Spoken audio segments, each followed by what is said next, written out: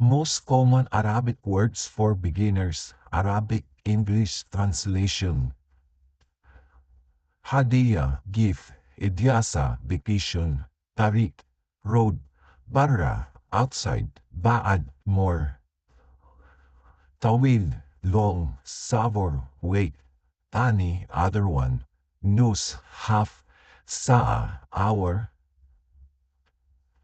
Kullu, all. Maskin, for. Nom, sleep. Sama, headset. Faham, charcoal. Lasam, needed. Mungkin, maybe. Mustahil, impossible. Maadri, I don't know. Malabis, clothes. Kalam, speak. Nadif, clean. Habibi, my love. Yani, I mean. Yalla, let's go.